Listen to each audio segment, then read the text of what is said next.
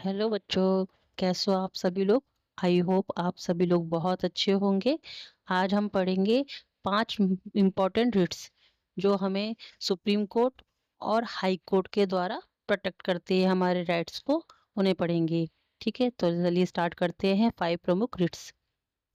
भारतीय संविधान में वर्णित 5 प्रमुख रिट्स अनुच्छेद 32 व्यक्तियों को यह अधिकार देता है कि जब उन्हें लगे कि उनके अधिकारों को अनुचित हनन हो रहा है, तो वे न्याय पाने के लिए सर्वोच्च न्यायालय और उच्च न्यायालय दोनों जगह जा सकते हैं।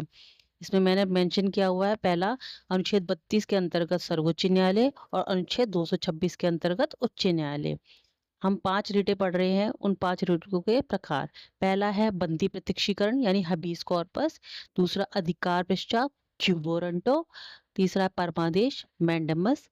उत्प्रेक्षण शुशरारी एंड प्रतिषेध यानी प्रोहिबिशन। तो आज हम पहली रीट अपनी तैयार करेंगे। पहला है बंदी प्रत्यक्षीकरण।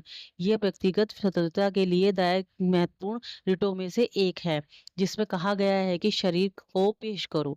जब किसी व्यक्ति को गैरकानूनी रूप से हिरासत में लिया गया हो, तो अदालत यह रिट जारी कर उस व्यक्ति को अदालत के समक्ष प्रस्तुत करने का आदेश देती है। इससे जुड़ा हुआ एक महत्वपूर्ण मामला है, जिसको केरल द्वारा पेश किया गया था। भारत का पहला बंदी प्रत्यक्षीकरण मामला केरल में दर्ज किया गया था, जहां पर यह पीड़ित के पिता द्वारा दायर किया गया था, क्योंकि पीड़ित पी राजन जो एक कॉलेज छात्र पी राजन जो एक कॉलेज छात्र था, वो केवल केरल पुलिस ने गिरफ्तार कर लिया था और यातनाएं सहन न कर पाने के कारण पुलिस हिरासत में उसकी मृत्यु हो गई थी। इसीलिए उसके पिता श्री टीवी एचारा वारियर ने बंदी प्रत्यक्षीकरण याचिका दायर कर की, और यह साबित हो गया कि उनकी मृत्यु पुलिस हिरासत में हुई थी। ये बहुत इंपॉर्टेंट लाइन है, जिसे आपको याद रखना है। बंदी प्रत्यक्षीकरण की रिट को आपातकाल के दौरान भी निलंबित नहीं किया जा सकता। मतलब कोई भी परिस्थिति हो, जैसे हमारे कुछ जो इम्पोर्टेंट फंडामेंटल राइट्स होते हैं, जब कोई आपातकालीन स्थिति आती है तो उसमें से हमारे अधिकार वो निलंबित कर दिए जाते हैं कुछ टाइम के लिए, परंतु जो ये राइट हमारा है, ये कभी भी नहीं निलंबित किया जा सकता। तो ये बहुत इंपॉर्टेंट लाइन है।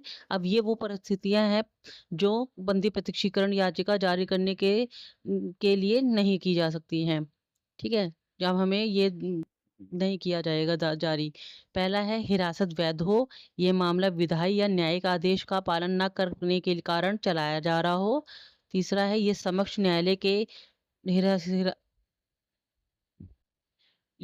एक समक्ष न्यायालय ने हिरासत को अधिकृत किया है। और चौथा, हिरासत पर न्यायालय का अधिकार क्षेत्र अधिकार से परे हो, यानी उस न्यायालय को यह अधिकार ना हो कि वे ये बंदी प्रत्यक्षीकरण रिट जारी कर सके। अगर आपको मेरा पढ़ाया हुआ समझ में आ रहा हो, तो आप लाइक कीजिए, सब्सक्राइब कीजिए और शेयर कीजिए। राधे राधे।